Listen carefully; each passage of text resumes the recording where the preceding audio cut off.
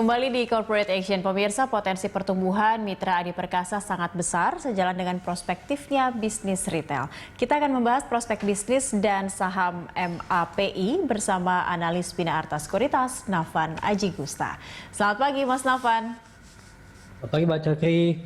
Selamat pagi, pemirsa Berita 1 TV. Iya, tetap selalu semangat ya. Apalagi kita mau membahas soal bisnis retail yang ini biasanya paling selama ini sih selalu digemari ya oleh masyarakat di saat menjelang hari-hari raya biasanya.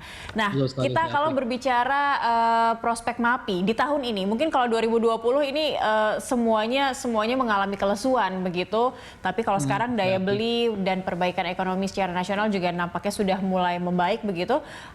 Mas Nafan sendiri melihatnya seperti apa kinerja MAP untuk awal tahun ini?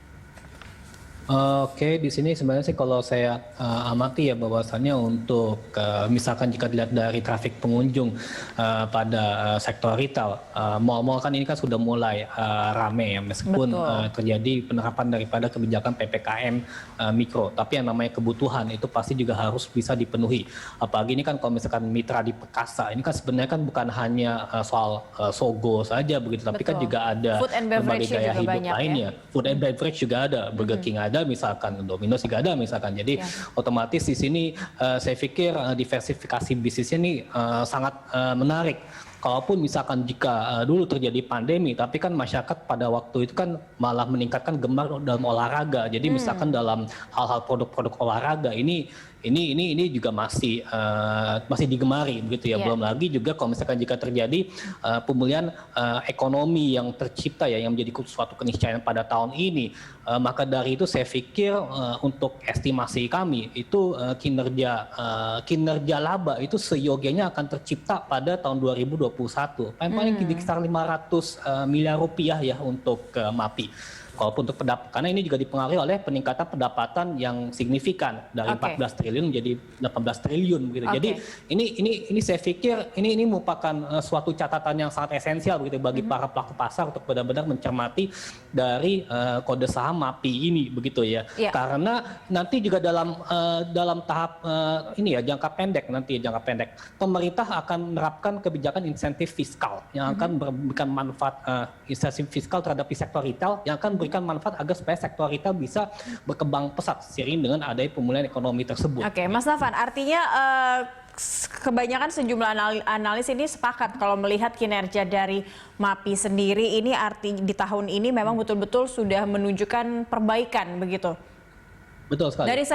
Karena kalau kita lihat aset anak usahanya atau entitasnya ini cukup banyak untuk MAPI sendiri, kira-kira ada tidak yang memang paling menonjol dari sektor-sektor itu yang untuk di 2021 ini paling mendulang cuan begitu atau paling disasar oleh bisa dilihat untuk para pelaku pasar? Kalau setahu saya bahwasannya paling besar ya untuk kinerja MAPI itu pasti di sektor retail terlebih dahulu ya. Kelihatannya sih kalau misalkan jika dilihat dari sisi persentase ini mungkin sekitar di atas 70%, tapi kalau misalnya jika untuk food and beverage maupun juga untuk department store kelihatannya sih porsinya sih tidak terlalu signifikan. Tapi yang paling penting secara tren ya, misalkan dari kuartal kedua tahun 2020, kuartal 3, kuartal keempat maupun juga nanti kuartal seterusnya itu pendapatannya mulai menanjak begitu ya. Jadi otomatis ini kalau menurut saya trennya sudah mulai positif begitu ya. Jadi otomatis dari retail, department store maupun juga F&B itu juga bisa memberikan kontribusi walaupun retail sales itu paling besar begitu ya. Apalagi kalau misalkan jika kita melihat dan di Ramadan kali ini Anda juga melihatnya seperti itu, prospek untuk mengalami kenaikan bisa meraup keuntungan lagi atau kenaikan laba di tahun ini khususnya di hari raya ini bisa dicapai oleh MAP. Betul sekali begitu karena bulan puasa ya maupun juga Idul Fitri ini merupakan momentum positif ya bagi emiten di sektor retail untuk tumbuh. Kita lihat saja misalkan untuk data kinerja inflasi kita yang mulai meningkat di kisar 1,47% itu sudah mulai terakselerasi ya walaupun tipis, tapi setidaknya ini sudah menandakan bahwasannya daya beli sudah jumlah peredaran uang itu juga sudah mulai bangkit begitu, sudah mulai meningkat gitu ada. Jadi otomatis di sektor retail ini pun juga saya pikir peluangnya sama begitu ya, peluangnya sama untuk bisa meningkat begitu ya. Baik, apalagi di minggu-minggu akhir menuju Hari Raya Lebaran ya, THR sudah mulai cair dari minggu lalu. Betul begitu sekali. Sudah daya beli masyarakat sudah semakin kencang begitu ya.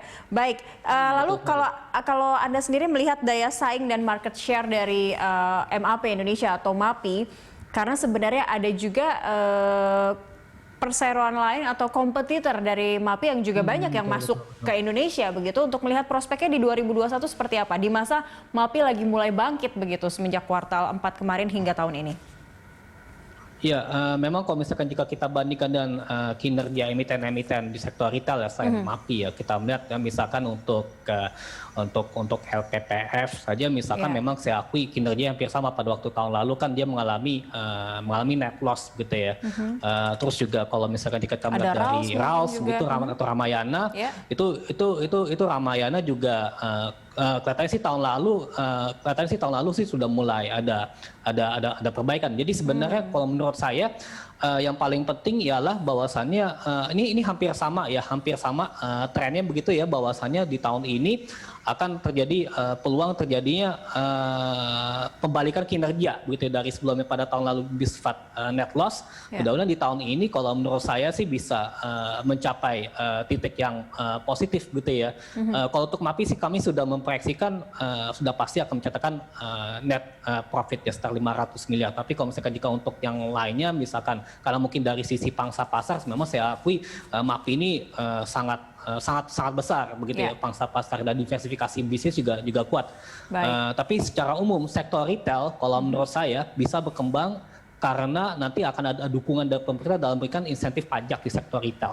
Artinya MAPI yang sudah semakin besar atau menjadi raksasa retail juga khusus untuk fashion dan juga food and beverage ini bisa semakin besar, sementara emiten-emiten lain yang bergerak di bidang retail juga ini bisa semakin terpompa begitu ya dengan adanya insentif dari pemerintah.